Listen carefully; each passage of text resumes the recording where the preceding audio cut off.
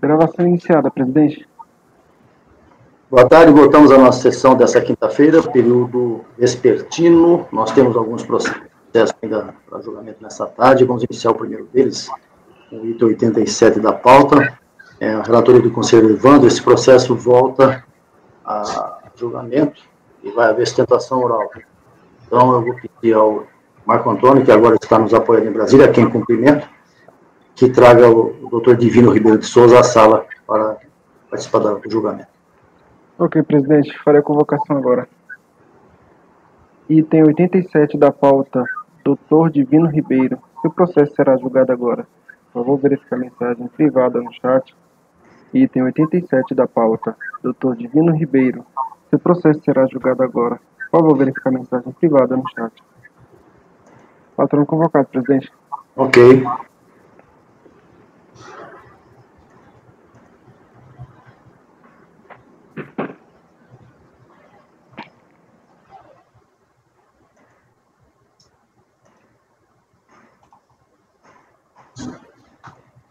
Ainda não.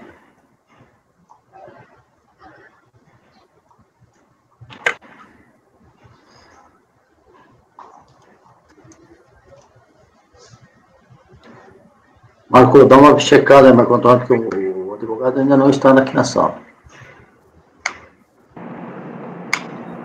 Presidente, estou fazendo a convocação oral aqui, deve ter se ausentado momentaneamente. Estou chamando ele, não é só que não responde. Não responde? Não, mas ele está na sala de espera, né? Deve ter dado uma saidinha, não sei. Quando ele voltar aqui, eu aviso o senhor, se eu quiser começar por outro item. Então eu vou começar por outro item, para a gente não ficar aqui na pendência. Assim que o senhor terminar de julgar o item, eu aviso ao senhor que ele se encontra. Tá certo. Então vamos aguardar esse, então, vamos fazer o item 88, que é sua relatoria. Tem o microfone aberto, gente. O item 88 é uma relatoria também do Evandro, é Centro Educacional Campos Lemos. Podemos fazer isso, Evandro? Evandro? Podemos. Então, por favor, item 88, Centro Educacional Campos Lemos, relatoria do conselheiro Evandro. Pagano, fecha o microfone, por favor. Microfone, Pagano.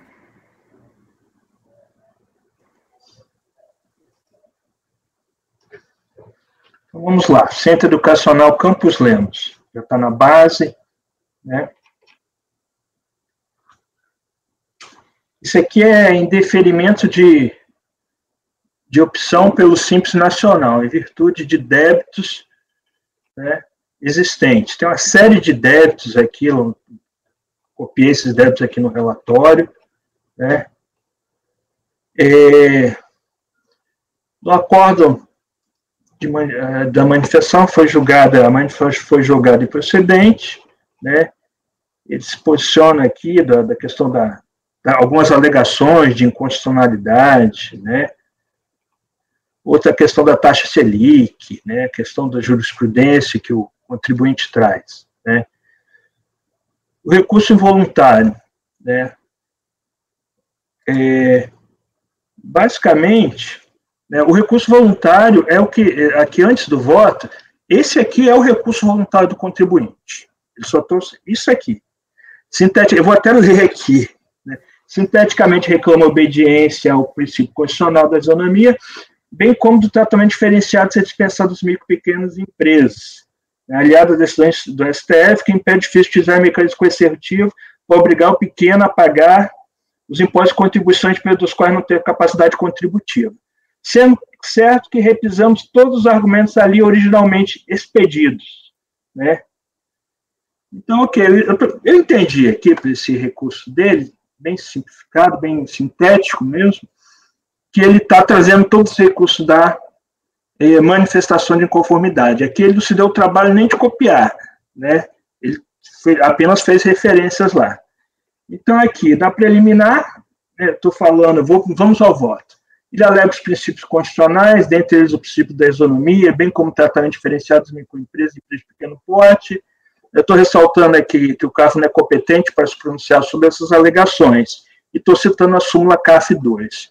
Agora, no mérito, já que aqui ele não se deu o trabalho nem de copiar os argumentos da manifestação, ele apenas faz referência à manifestação dele, eu estou trazendo a decisão de primeira instância também.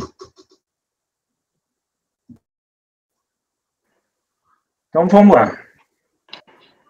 Evandro, só um momentinho. Você falou no começo do seu relatório que ele se posicionou contra uma série de coisas, como se fosse auto de infração. Por que tudo isso aí?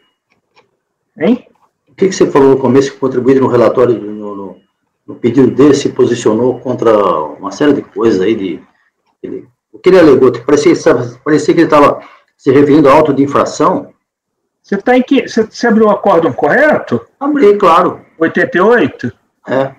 88.300? É, o que você falou aí no seu relato inicial, né?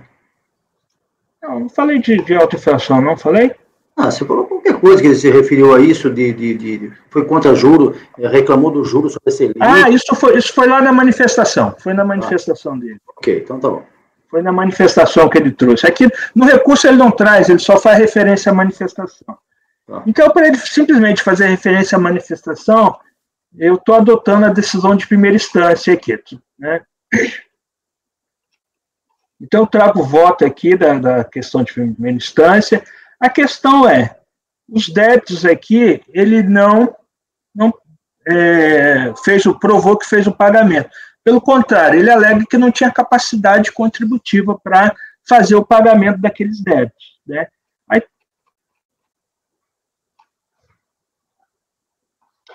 Aí, sinteticamente, aqui, está sendo mantido, porque ele praticamente não faz nenhuma questão da alegação quanto aos débitos, né? Ele aborda questões tangenciais, né? A questão da falta de capacidade contributiva, que já foi citado, a questão da taxa Selic, né? A questão do efeito suspensivo, né? Então, face tudo o exposto aí, eu estou negando provimento ao recurso voluntário. Propôs o relator negar provimento, mantendo o indeferimento do termo de opção pelo Simples Nacional. Algum comentário? Votando, Marco. Acompanhe. Pagano. Não vejo motivo a não ser acompanhar, presidente. Conselheiro Júnior, por favor. Com o relator. Iagro. Com o relator, presidente. Paula. Com o relator. Luciano. Acompanhe o relator. Também acompanho. Unânime, negado provimento, mantido o indeferimento do pedido de opção da recorrente pelo regime do Simples Nacional. Esse foi o item 88, julgamento encerrado. Marco Antônio, o patrono está na sala? Sim, presidente. Então, por favor, convoque-o. Ok, farei a convocação agora. Item 87 da pauta, Dr. Divino Ribeiro. Seu processo será julgado agora. Por favor, verificar a mensagem privada no chat. Item 87 da pauta, Dr. Divino Ribeiro. Seu processo será julgado agora. Por favor, verificar a mensagem privada no chat. Patrono convocado, presidente. Obrigado. Nossa, gente, o barulho voltou. Então, se eu pedir para repetir, é porque realmente está difícil. Reclamo com essa síndica. Essa síndica não está resolvendo o problema, não, hein? Exatamente. Estamos aguardando o patrão, doutor Divino, item 87 da pauta, relatoria do conselheiro Evandro, contribuinte é EG, Transporte, Serviços e Peças, Limitado.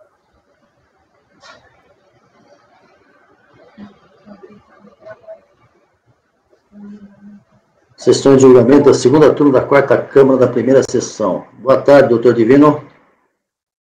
Boa tarde. O senhor está me vendo e ouvindo? Agora sim, estou ouvindo e estou vendo também. Não sei se vocês estão me ouvindo também. Perfeitamente. Nós vamos fazer o julgamento agora do item 87 da pauta, do qual o senhor é o patrono da contribuinte EG Transportes e Serviços. Sim. Como houve mudança aqui na composição da bancada de julgadores, o senhor tem direito a fazer sustentação oral pelo prazo regimental, se houver interesse, certo? Sim, nós podemos repetir assim, né? Já foi, mas podemos repetir assim. Obrigado. Perfeito. Tá, então, um breve relato para o conselheiro Evandro, que é o relator, depois o senhor tem o prazo regimental para a sua sustentação. Os demais, com o microfone fechado, por favor. Então, aqui eu vou fazer o relato aqui, a contribuinte se opôs à ssua exclusão do Simples Nacional em sua manifestação. Eu vou ler as razões apresentadas em manifestação, que estão bem sintetizadas aqui. A empresa, ela alega que impetrou o ato de alteração contratual na junta comercial em fevereiro de 2001. Por motivos alheios à vontade dela, foi incluído no rol de suas atividades secundárias o CNAE 5250-8013, que é considerada impeditiva ao Simples Nacional. Ela mesmo reconhece isso. Serviço pelo qual foi incluído nas atividades da empresa, mas nunca foi exercida. Contudo, tem permanecido até então competente o Simples Nacional, né? E nesse item foi recolhido de forma regular e ininterrupta os impostos como Simples Nacional, apresentação de DASENE, né? Conforme os recibos aqui, né?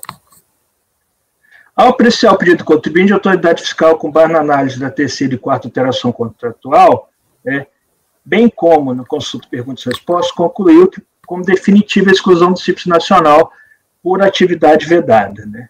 Cientificado do despacho decisório, ela apresentou manifestação, né?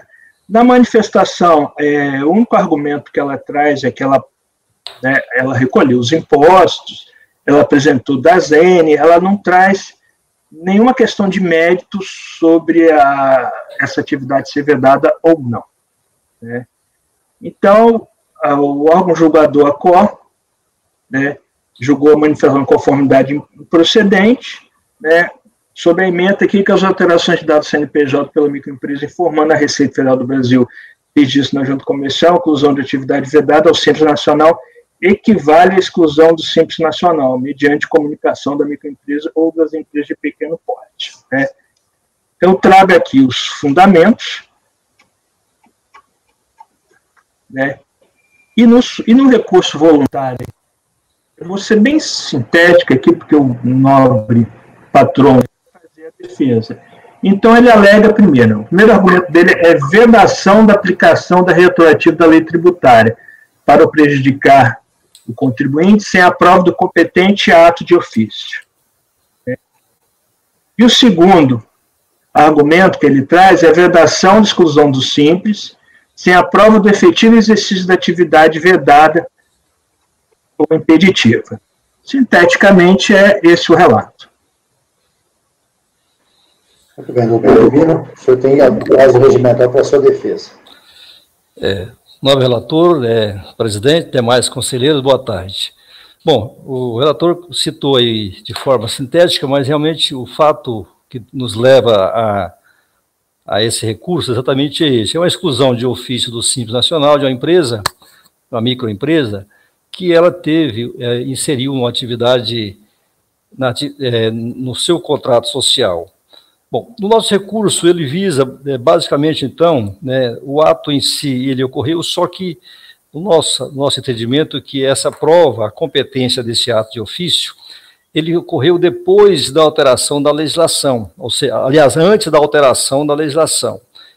A legislação que rege a questão da vedação do Simples, da inclusão de atividade econômica no Simples Nacional, ele foi dado com a lei complementar 139, no caso de 2011, que ela entrou em vigor, na verdade, dia 1 de 2012, onde no artigo 30, né, na lei complementar 139, que alterou as leis do Simples, de forma expressa, ela trata o seguinte, que a exclusão do Simples Nacional mediante comunicação das microempresas e das empresas de pequeno porte, dar-se-á, aí vem, por opção ou obrigatoriamente. O parágrafo 3º, que trouxe essa alteração nas regras do Simples, ele trata o seguinte, que a alteração de dados do CNPJ informada pela microempresa de pequeno porte equivalerá à comunicação obrigatória da exclusão do Simples Nacional, e nas hipóteses de inclusão de atividade econômica vedada. Ocorre que, então o que acontece? Essa lei, a própria Receita Federal, os próprios posicionamento da Receita Federal nas perguntas e respostas do Simples Nacional, Comitê Gestor, na pergunta e resposta 12.6, ela de forma clara, ela especifica que em situações que ocorrerá situações automáticas, em situações que ocorrerá a exclusão automática do Simples Nacional, que será considerada uma comunicação obrigatória Na hipótese, né, no caso aqui do Simples, de incluir quem exigirá a exclusão automática a partir de 26 de 4 de 2012, a alteração de dados no CNPJ que importe inclusão de atividade econômica. Ou seja, a própria legislação, o próprio entendimento da Receita Federal, que nessas perguntas e respostas, que essa alteração dada pela Lei Complementar 139, no artigo 30, parágrafo 3º, inciso 2, que é essa inclusão de dados, só daria de forma automática a partir de 26 de 4 de 2012. Então, vejamos, a empresa fez uma alteração contratual, no qual, na terceira alteração contratual, no qual, em 14 de 2 de 2011, ela registrou na Junta Comercial e no CNPJ, dia 16 de 2 de 2011. Então, quer dizer, anterior à lei. Quer dizer, então, posterior que veio uma vedação nesse sentido. Então, quer dizer, aí quando em 2014, né, que veio a exclusão do Simples Nacional de fato, então só repetindo os fatos, em 2011 ela fez uma alteração e inclusão de atividade que depois tornou-se proibida, no caso, que entrou em vigor em 4 de 2012, então mais de um ano depois, no caso, e em 2014, né, já no finalzinho de 2014, ela foi excluída de ofício do Simples Nacional. Então, só para a gente situar a cronologia dos fatos aí. Ela tomando conhecimento, né, dessa atividade, que foi um ato de ofício, do qual ela não tomou conhecimento através, né, do sistema da Receita Federal, ela fez uma alteração no final de 2014, mas aí já o inverso. Na quarta alteração, excluindo essa atividade que, naquele período, tornou-se proibida, no caso.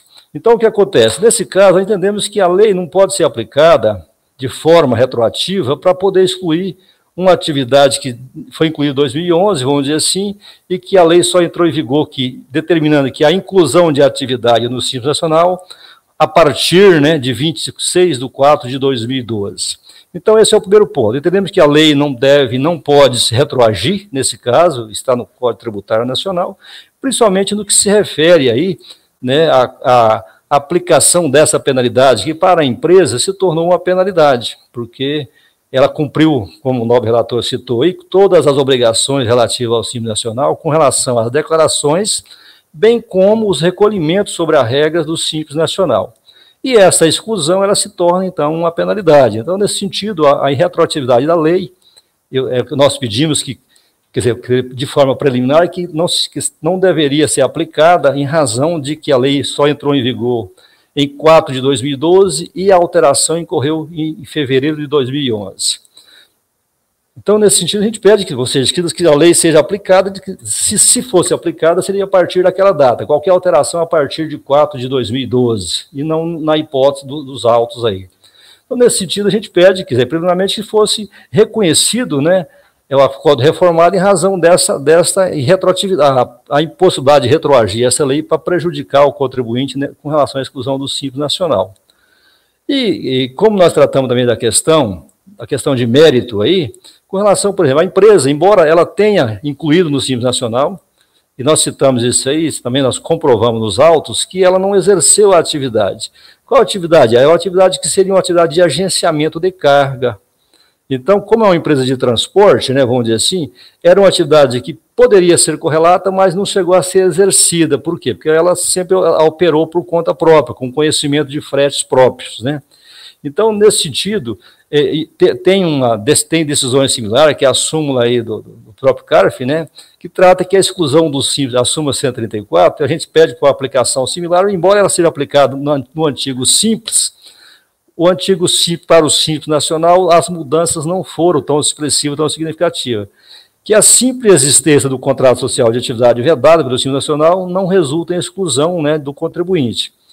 Seria necessário uma fiscalização para se comprovar. Então, assim, o que nós pedimos aqui no mérito, realmente que não houve essa atividade e que a empresa, nesse caso, com a exclusão, se torna extremamente prejudicada porque ela fez cumpriu todas as obrigações acessórias e, ao mesmo tempo, cumpriu toda a parte legal no que se refere à atividade do Simples.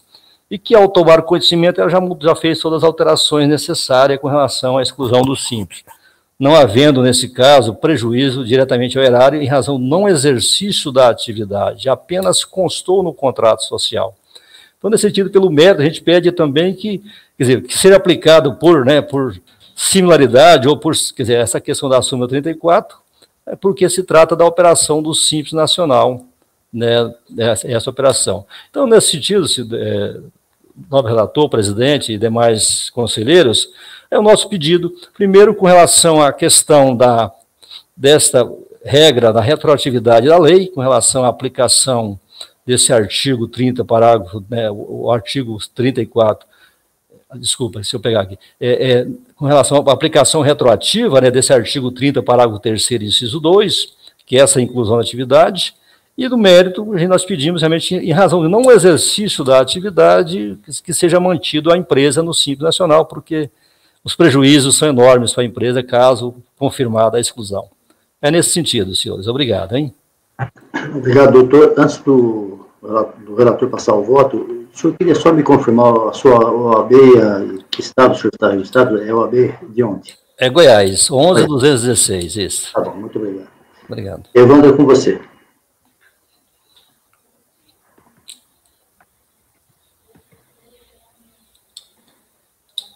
Está sem microfone, Evandro.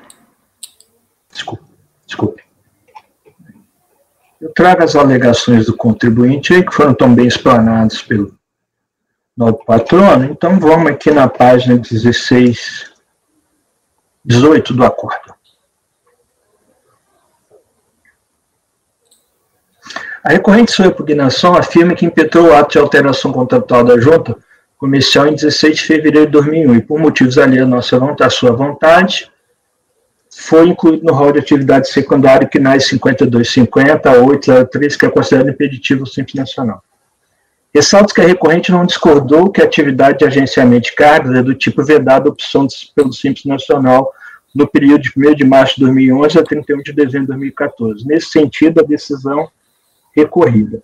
Também no recurso voluntário não foram trazidas discordâncias sobre a atividade de agenciamento de carga ser do tipo vedado à opção pelo Simples Nacional, pois a recorrente alega em síntese a vedação da aplicação retroativa da norma tributária e que a exclusão da opção pelo Simples Nacional por suposta atividade vedada obrigatoriamente deveria ser comprovada. Ressalta-se que no período compreendido entre 1º de março de 2013 e 31 de dezembro de 2014, a atividade de agenciamento de cargas constava no anexo 6, códigos previstos na CNAE impeditivos ao Simples Nacional da resolução do Comitê Gestor número 94 de 2011. A recorrente relata que, em 16 de fevereiro de 2011, promoveu o registro na junta comercial da terceira alteração do seu contrato social, tendo incluído dentro de seu objetivo a atividade de agenciamento de cargas. Contudo, não demonstra quando promoveu a inclusão da referida atividade no cadastro CNPJ. Constata-se que, embora a data do fato motivador tenha sido em 16 de fevereiro de 2011, data de registro na junta comercial, a data do registro do evento, exclusão por comunicação obrigatória do contribuinte, atividade econômica ocorreu somente em 14 de outubro de 2014, conforme histórico dos eventos pelo Simples Nacional reproduzidos a seguir. Reproduz aí os históricos dos eventos pelo Simples Nacional. Ante exposto, deduz que a comunicação obrigatória pelo contribuinte de atividade econômica vedada ocorreu somente em 14 de outubro de 2014, conforme histórico dos eventos pelo Simples Nacional. Esse fato é confirmado pelo cartão CNPJ emitido pelo contribuinte em 10 de outubro de 2014, no qual ainda constava a atividade econômica vedada com CNAE 5250-803, agenciamento de cargos, exceto para o transporte marítimo. Eu trago aí o cartão CNPJ, que foi emitido em outubro de 2014, que ainda constava essa atividade. No cartão CNPJ emitido pelo contribuinte em novembro de 2014, já não consta a atividade econômica vedada com CNAE 5250-803. Né? E trata aqui do artigo 2 da lei complementar, que alterou a lei complementar, o artigo 30 da lei complementar 123, né? Ele teve os efeitos a partir do mês de janeiro de 2012. Considerando que a comunicação do contribuinte de atividade econômica vedada, a causa da exclusão do Simples Nacional, ocorreu em 14 de outubro de 2014, conclui que estava em vigor as alterações do artigo 30 da lei complementar 123 de 2006. No documento Perguntas e Respostas do Simples Nacional, publicada pela Secretaria Executiva do Comitê Gestor do Simples Nacional, trata da exclusão automática do Simples. Em que situações ocorrerá a exclusão automática do Simples Nacional? Será considerada uma comunicação obrigatória e ensejará a exclusão automática do Simples Nacional a partir de 26 de abril de 2012, alteração de dados do CNPJ que importe a inclusão de atividade econômica vedada, opção pelo Simples Nacional. Entende-se que a partir de 26 de abril de 2012, a comunicação de inclusão de atividade econômica vedada, opção pelo Simples Nacional, ensejará a exclusão automática do Simples Nacional. Verifique-se, no caso em análise, que não há um ato de ofício de exclusão do Simples Nacional, ou seja, o fato de processar a alteração do CNPJ em 14 de 10 de 2014, incluindo a atividade vedada, equivale à comunicação obrigatória de exclusão do Simples Nacional. Portanto, não há dúvida que a comunicação do contribuinte de atividade econômica vedada em 14 de outubro de 2014 ensejou sua exclusão automática do Simples Nacional. Antes exposto, rejeita-se a alegação do recorrente quanto ao ato administrativo ter infringido o princípio da legalidade e da retroatividade da lei tributária para prejudicar o contribuinte. Quanto à alegação de vedação da exclusão do Simples Nacional sem a prova de efetivo exercício da atividade repetitiva, não se aplica ao presente caso, em que o próprio contribuinte informou no CNPJ que exercia atividade econômica vedada. Portanto, não cabe à autoridade fiscal fazer prova de efetivo exercício da atividade. Nesse sentido, a pergunta 2.4 do documento Perguntas e Respostas do Simples Nacional. Ressalta-se que o exercício de atividade econômica secundária vedada impede a opção pelo Simples Nacional, bem como sua permanência nesse regime, de acordo com a pergunta 2.5 do documento Perguntas e Respostas do Simples Nacional a seguir transcritas. Somente para argumentar, as cópias de amostragem de conhecimento de cargo, notas fiscais, né, por meio de amostragem, não se comprovam que a recorrente tenha exercido somente atividades permitidas pelo Simples Nacional, pois alguns documentos da Receita não trazidos aos autos pode ser referente à atividade vedada secundária. Uma comprovação efetiva de não exercer determinada atividade demandaria que contribuir a demonstrar de forma exaustiva, através de documentos hábeis e idôneos, que a totalidade de seus excessos são provenientes de atividade econômica não vedada. Entende-se ainda que não se aplica ao presente caso a súmula CARF número 134, que trata da necessidade de escalação comprovar a efetiva execução da atividade vedada. A aplicação da referida súmula, conforme seu próprio texto, restringe a atividade vedada ao regime do Simples Federal. Destaque-se que os paradigmas na súmula CARF 134 tratam de casos de optantes pelo Simples Federal, regime distinto do Simples Nacional. Acrescente que a referida súmula trata da existência no contrato social, quando, no primeiro caso, no presente caso, Simples Nacional, há previsão para a exclusão da atividade vedada informada no cadastro CNPJ, ou seja, situação distinta da súmula.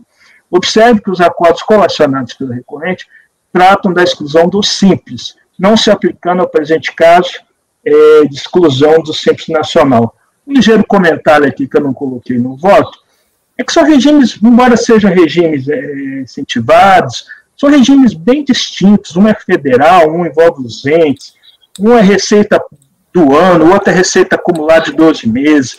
O Simples Nacional ele tem uma complexidade maior, ele trouxe anexo para várias atividades, então eles não são tão similares como se parece, não. Então, ante todo exposto, eu estou votando no sentido de negar provimento ao recurso voluntário. Os motivos expostos, eu propôs o relator negar provimento. Alguém quer se manifestar? Estamos aqui nos debates. Iágaro, depois Júnior. Eu vou divergir do relator. Eu tive uma situação semelhante a essa que eu já tinha visto quando estava como especialista, e que a Receita Federal, em várias situações em que há alteração cadastral, assim, há muito tempo, naquele caso que eu fiz a minuto, o contribuinte fez a alteração cadastral e em nenhum momento ele tinha conhecimento, né, ele alegava isso naquele caso, estou dizendo que esse caso aqui, só para trazer o argumento. E ele não sabia que aquela atividade era vedada, né, embora ele nunca tivesse praticado. E ele só tomou conhecimento dessa situação quando ele foi efetivamente excluído. Em nenhum momento a Receita fez um alerta, como ela faz na pessoa física, por exemplo, a gente faz uma declaração e você coloca um CNPJ errado, ou coloca uma informação equivocada, de fazer um alerta para o contribuinte que aquela atividade tem uma consequência tão grave que é a exclusão do regime. Bom, dito isso, eu imagino que o racional da súmula, que se refere ao Simples Federal, ela também se aplicaria nesse caso, sabe? O que eu concordo, o que me deixa com dúvida, e eu estou colocando aqui, estou pensando em voz alta com os senhores aqui, é de que deveria o contribuinte ter feito a prova de que não exerceu a atividade vedada, e pelo que o relator traz, ele só trouxe alguns elementos probatórios da outra atividade. Então, presidente, assim, me parece, sabe, que não seria o caso de manter a exclusão se restasse comprovado que essa atividade vedada não foi efetivamente exercida. A sua posição, então, Iago, é que, embora a súmula faça referência direta e ao Simples Federal, também, por analogia ou por... O racional dela se aplicaria a esse caso. A ideia seria a mesma, tá. Júnior. A minha dúvida aqui, e até pegando o processo, é o seguinte: a atividade vedada constava do contrato social dele antes da alteração, não é isso? O que foi posterior à alteração da lei foi a inclusão no CNPJ, mas a atividade era vedada antes. Porque a minha dúvida, inclusive, é até prática, eu vou perguntar aqui para vocês, até por curiosidade mesmo, era exatamente isso. Vamos lá, eu tenho um contrato social que tem 4 atividades, tá? Antes de existir essa exclusão automática, que passou a existir com essa alteração legal. Como que se fez exatamente essa transição? Porque, ainda mais que são contribuintes de pequeno porte, ele poderia estar numa boa, ou seja, eu estou achando que está tudo ok, eventualmente nem sabia da mudança expressiva na sistemática de exclusão, que foi essa questão de constar atividade vedada, e aí simplesmente, automaticamente, eu já, por algo que já constava antes da alteração legal do meu contrato social, aí posteriormente eu vou ser excluída. É só uma curiosidade, eu queria inclusive saber, ou existia isso, um prazo, a Receita fez um prazo para notificar o camarada, falou, olha, a partir de agora... Acho que o Iago já respondeu isso, mas de qualquer maneira vai lá, Iago. Eu gostaria só de... Eu sei que a pauta está na frente, só para fazer esclarecimento para a Júnior. Isso aí ocorreu o seguinte, Júnior, se fôssemos fazer de forma artesanal, indo em cada estabelecimento para verificar se tinha atividade vedada, isso era inviável. Por isso que foi promovida a alteração legal em conjunto com os estados e municípios, para que, identificado no cadastro a atividade vedada, fosse feito isso de forma massiva. Ocorre que, na prática, o que acontece? Isso funciona para 90% dos casos. Mas existem situações em que o sujeito desconhece que aquela atividade dele era vedada, e quando ele faz a alteração cadastral, eu acho que uma questão de lealdade da Receita era comunicar, olha, você está informando uma atividade vedada, é isso mesmo? Você tem que se desenquadrar. Esse tipo de alerta, esse tipo de relação não aconteceu, não sei como acontece em outras declarações da Receita. O patrono não levantou isso daí, sabe? Ele, assim, não ficou muito claro isso para mim. Mas, assim, em situações análogas, eu tenho mais tendente a entender que houve um erro, houve um desconhecimento. Se não houve efetivamente exercício da atividade vedada, eu acho que nós devemos reconsiderar isso.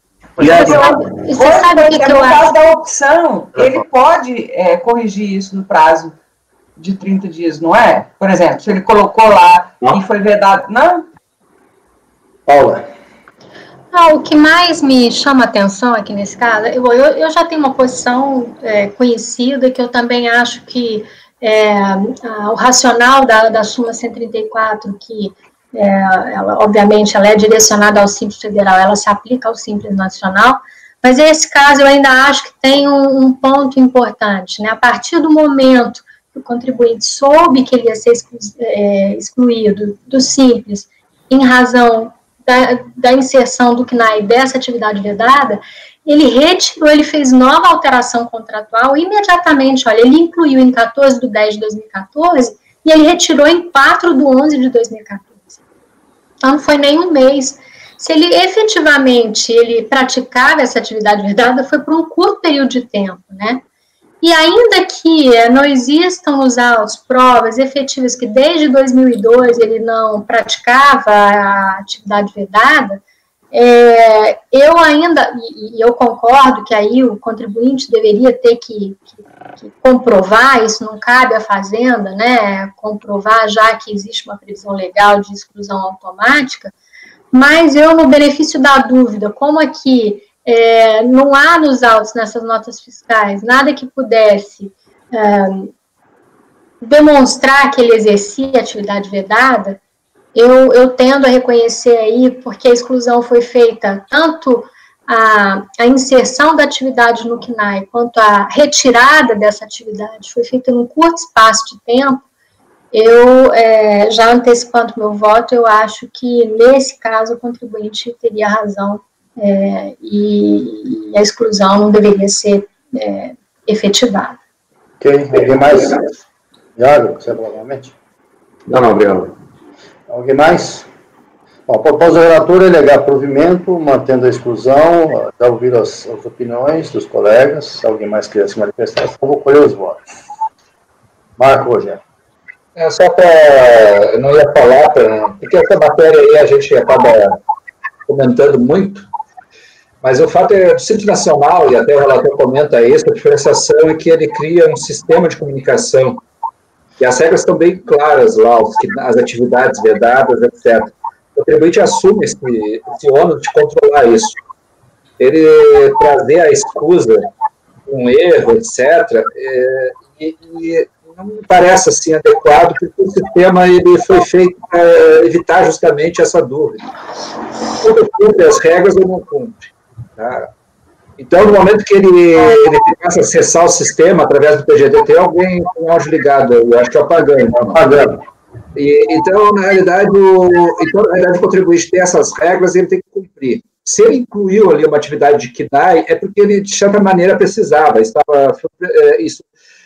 Interessante que há um descompasso entre a informação da junta e do CNPJ. Então, o que ele fez foi trazer essa informação do contrato social para a Receita, depois, quando gerou o problema, excluiu. E da mesma maneira, então, no momento que ele criou o litígio, tá, ele também criou a situação impeditiva, e ele quis alegar erro. A alegação de erro só se viria com uma prova exaustiva. A gente já enfrentou isso também em alguns momentos.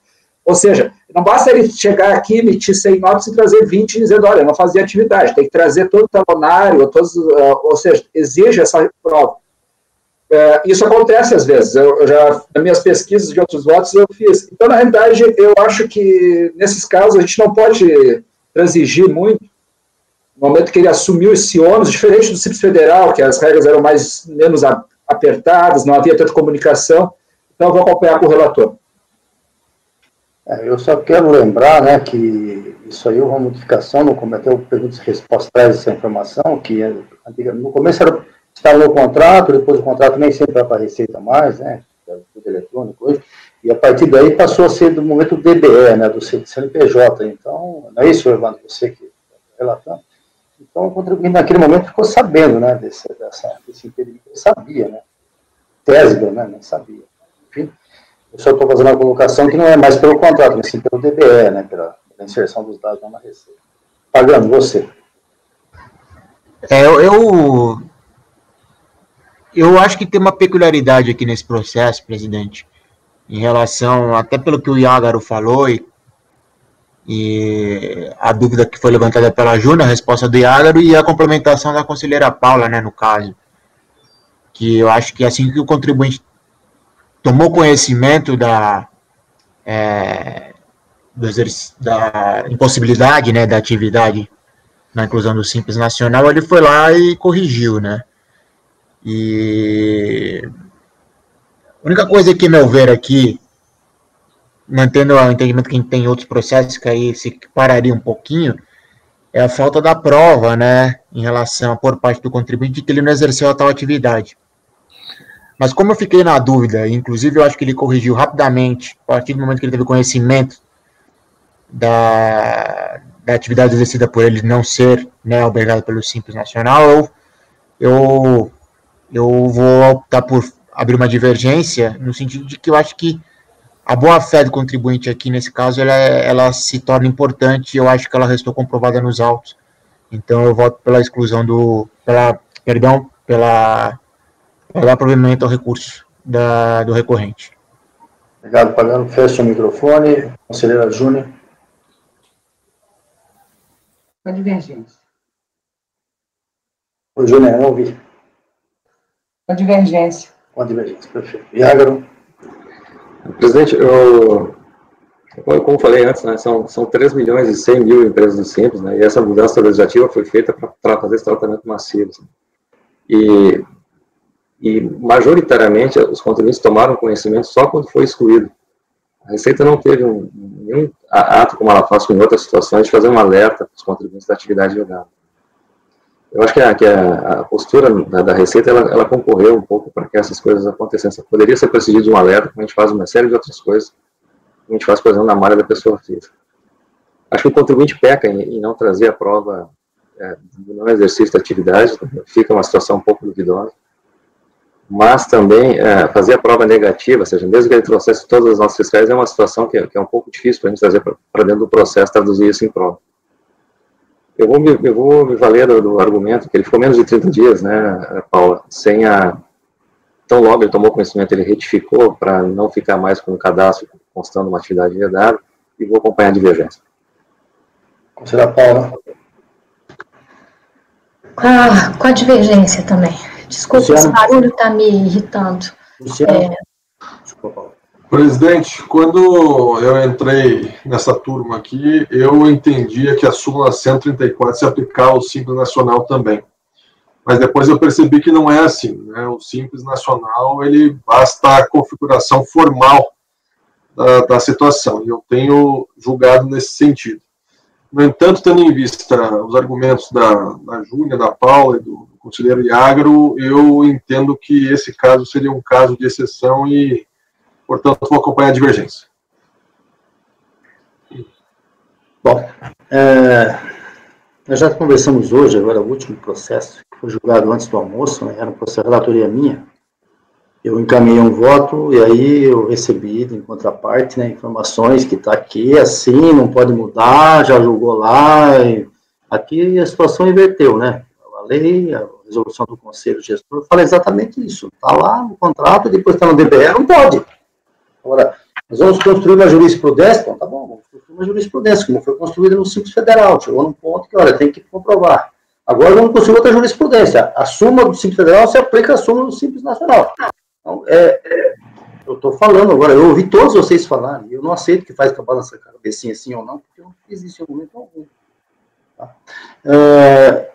Há uma questão de interpretação. A legislação está aí, o comitê gestor é formado por diversas entidades que compõem, há uma legislação que alberga o ICMS, alberga o ISS, né, outros entes federativos, e até acho que tem um princípio de lógica, que o contribuinte só deveria ser excluído se efetivamente prestar esse tipo de serviço. Mas não é isso que está escrito na lei.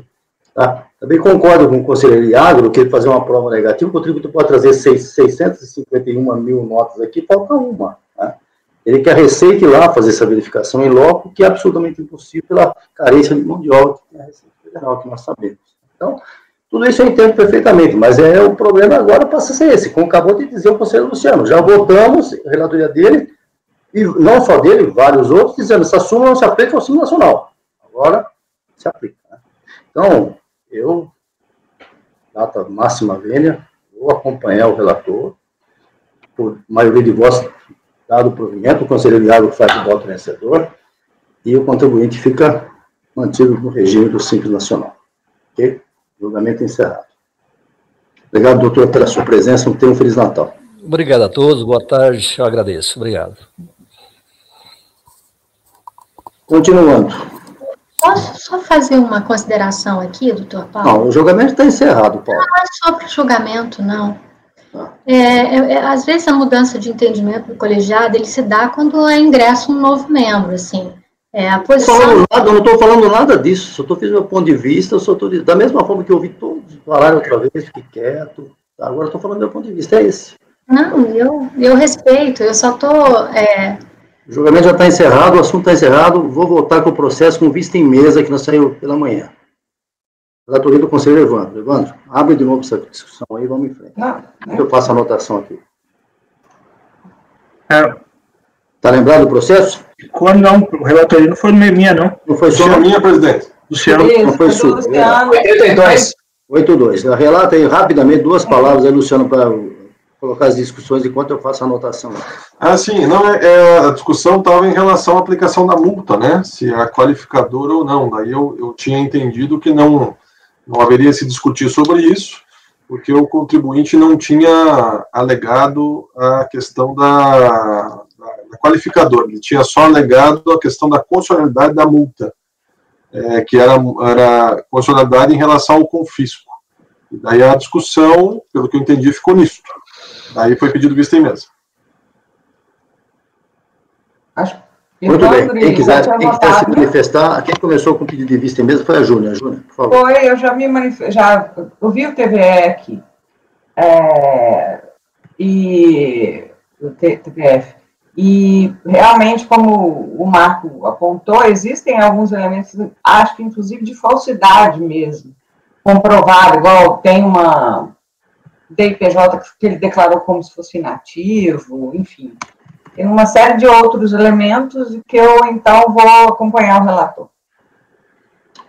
Eu votou ainda, só para... Não, só para saber. Paula, você também pediu vista em mesa. Sim, eu também olhei o processo e vi aqui que há várias evidências que poderiam ensejar o dolo, mas eu queria chamar a atenção para um ponto.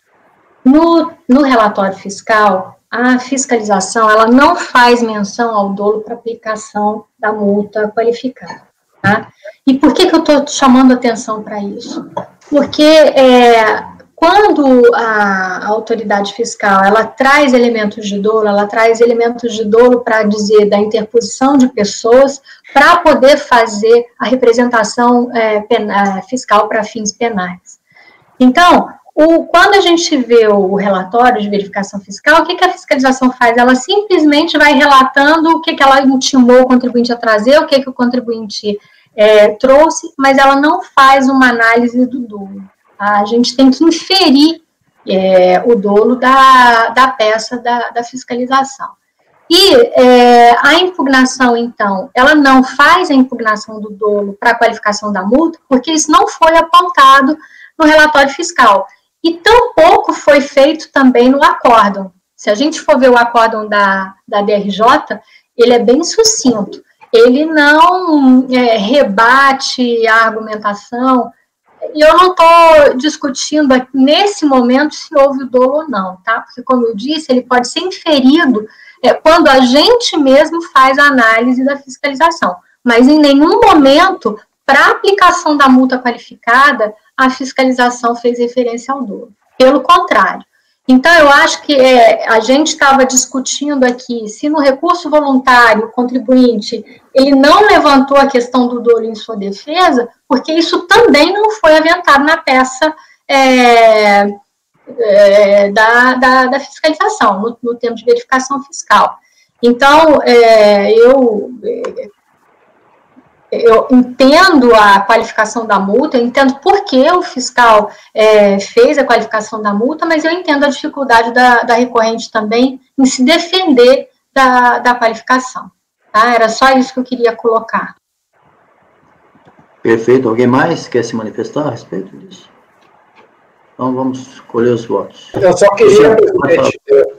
Só um minutinho, o Luciano vai falar. Luciano? Sim, desculpe. Assim, não, novamente, eu ressalto, presidente, que a questão, ao meu ver, é o inverso. Ou seja, se faltou a apresentação da qualificatória do dolo no auto de infração, é exatamente aí que o advogado ou o patrono da parte, ele deveria ter se concentrado. Mas ele não se concentrou, e eu não posso levantar isso de ofício. Não se trata de questão de ordem pública nem nada.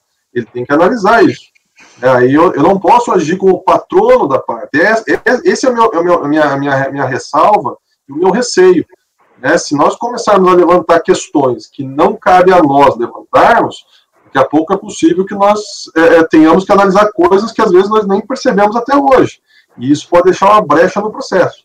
Eu acho, desculpa, Luciano, que eu acho que no caso da qualificação da multa, a verificação do dolo é condição inerente, tá? Então, se há aplicação de multa qualificada, porque isso está no dispositivo da lei, é condição a verificação do dolo. Então, eu não acho que a gente vai estar agindo como advogado da parte aqui, não. Eu acho que a gente está aplicando devidamente o dispositivo legal que foi imputado. E aí você faz, só um minutinho, e aí você faz a subsunção do fato à norma. Então, eu não acho que a gente está agindo como advogado da recorrente aqui, não. Só queria fazer uma ressalva que eu acho que são duas coisas totalmente diferentes. Eu acho que não. Eu acho que nós estamos entrando nessa seara. E, efetivamente, se não é matéria de ordem pública, a gente tem que se ater aos argumentos do recurso. Senão a gente chegaria falando, mas você poderia ter alegado isso, então eu vou analisar isso também, e aí nós vamos puxando, e nós, enfim, vamos sair da condição do divulgador. Mas enfim. Tá ok, Luciano. Marcos, queria falar ou vai voltar? Não, eu queria falar rapidamente, até gostaria de tornar minhas as palavras do Luciano. E outra coisa, se em algum momento a gente for discutir o dolo aí, eu queria suscitar uma discussão preliminar de preclusão. Eu vou primeiro, só aceito discutir dolo se o colegiado entender que a matéria não está preclusa, porque para mim está. Tá? Então, então, na realidade, no meu entender, não caberia mais a discussão do dolo aí. Se houver a discussão do dolo, primeiro tem que haver uma preliminar suscitada de se é matéria de ordem pública a questão. Tá? Só isso que eu queria isso não foi posicionado pelo relator também, né? Exatamente. Não, eu estou tornando as minhas palavras. É que o assunto resvalou para essa discussão do dolo, mas eu acho que cabe uma discussão preliminar se essa questão é preclusa ou não, ou é uma questão de ordem pública ou não. Está inovando aqui no julgamento agora. O relator não tocou nesse assunto, né? Não, eu não estou inovando. Deixa eu só dizer uma coisa. Eu vou necessário, porque eu vou até já adiantar o meu voto. Como eu disse, há na peça, no relatório de verificação fiscal, a gente pode inferir o dolo ali. E o meu voto é pela qualificação da multa. O que eu só fiz uma referência é que em nenhum momento isso foi disposto explicitamente, portanto, dificultou a defesa da contribuinte. Entendo que isso não foi aí, nesse cerceamento de defesa, isso aí já é outra coisa, a gente não está discutindo isso. Mas eu também acho que, ainda que não, se eu tivesse verificado que o dolo não estava explícito ou que ele não tinha sido comprovado ali, eu talvez entendesse, sim, fazer essa verificação. Nesse caso, a gente está discutindo, talvez, essa discussão ela seja inócua, né? Porque ali dá para ver o dolo. Então, é uma discussão inócua. A gente pediu vista em mesa e eu fiz uma referência que eu achei importante. Perfeito. Marco, voltando. Presidente, só para tecer um comentário, né, a questão geográfica, a gente tem que tomar muito cuidado com isso. Mas, de qualquer maneira, nos relatórios, tá? Acompanhe integralmente o relator. Conselheiro Pagano. Presidente, eu já tinha votado, eu repito aqui, eu acompanho o relator, viu? Perfeito. Conselheiro Evandro. Com o relator. Paulo. Desculpa, Júnior. Com o relator. Iago. Com o relator. Paula. Com o relator nos termos que eu já mencionei. Você não quer votar pelas conclusões, né? Não. Não. Não há necessidade. Não há necessidade. Também acompanha unânime, então, obrigado por provimento, mantido o procedimento fiscal. Qual que era o número desse mesmo? Desculpa. 82. 82. Obrigada. Eu vou agora para o item 85, a minha relatoria. É o primeiro processo da tarde de hoje, que nós tivemos esses outros que antecederam, por motivos que nós já explicamos. ProService Transportes, já está aí disponibilizado. E eu já vou ao voto. Aqui é uma exclusão do Simples, DRF do Rio e DRJ de Florianópolis, débitos com a Fazenda. Aqui é um fato diferente, um pouco diferente do que a gente costumeiramente vê.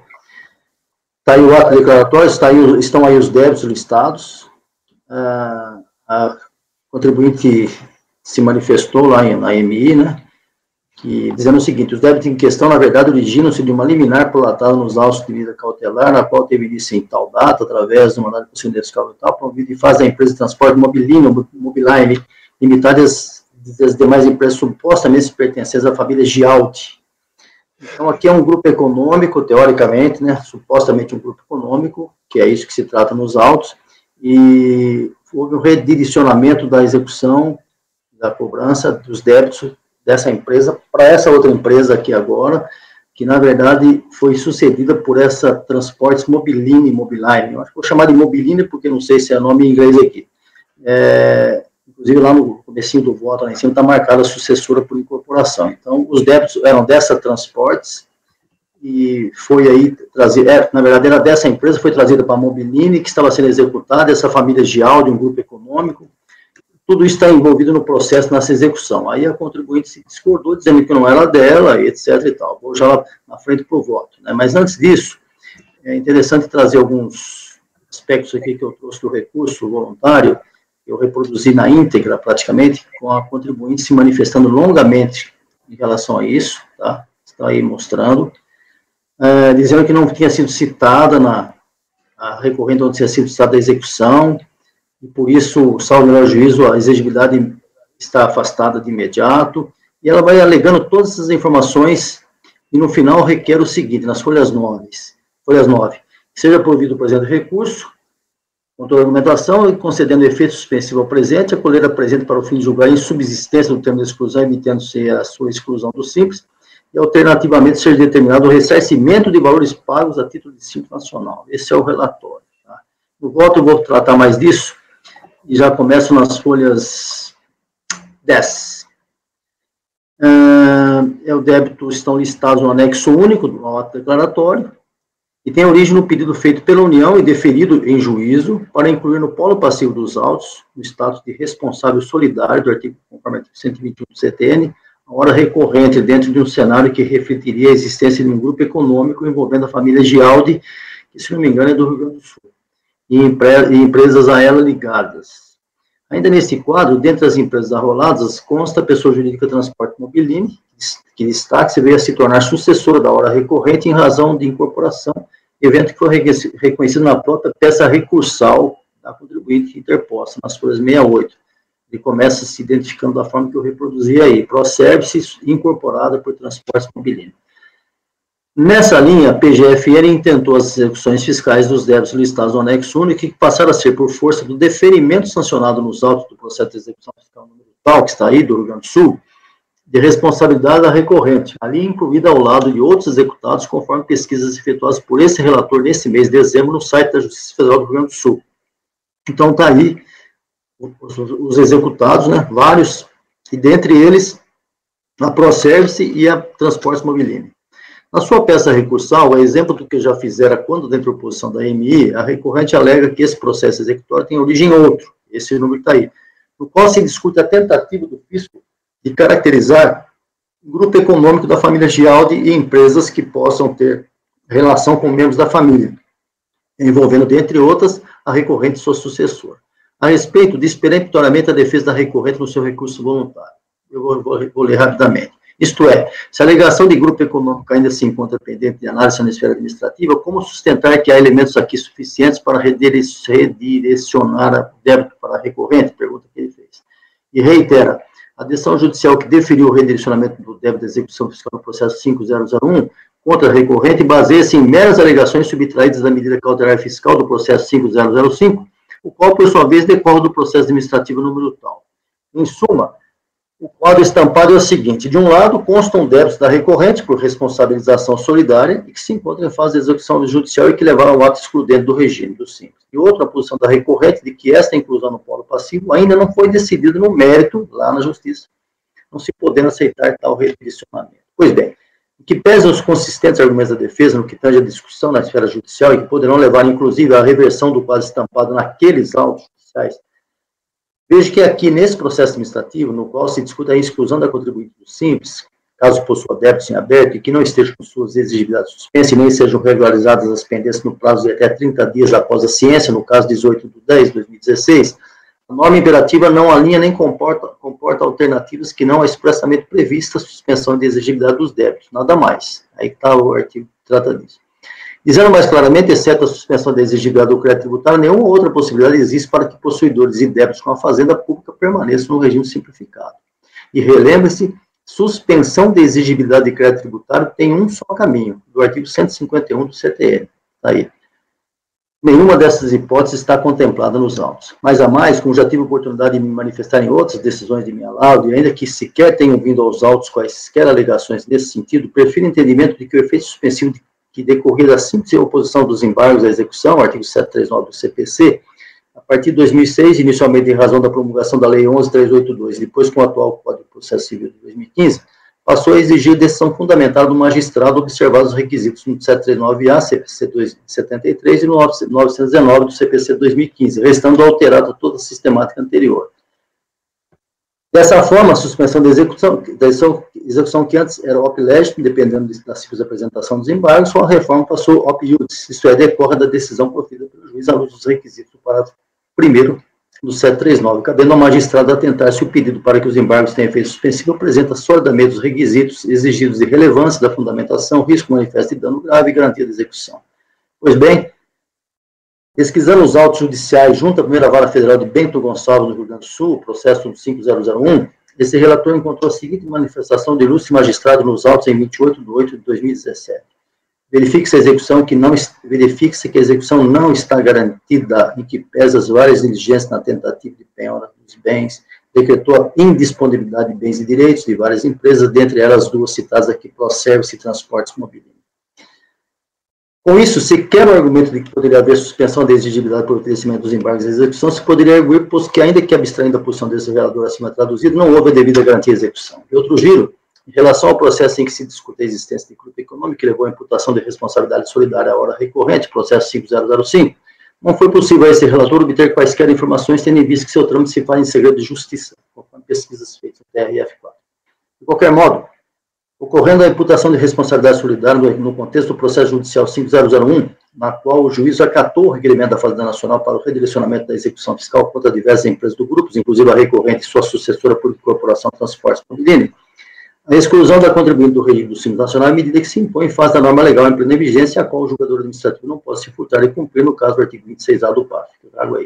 Finalmente, como bem pontuado pela decisão ACOR, nos termos, aspas, nos termos do CTN, a solidariedade no âmbito tributário não comporta benefício de ordem, ou seja, todos os situados no polo passivo estão igualmente obrigados. Assim, 1.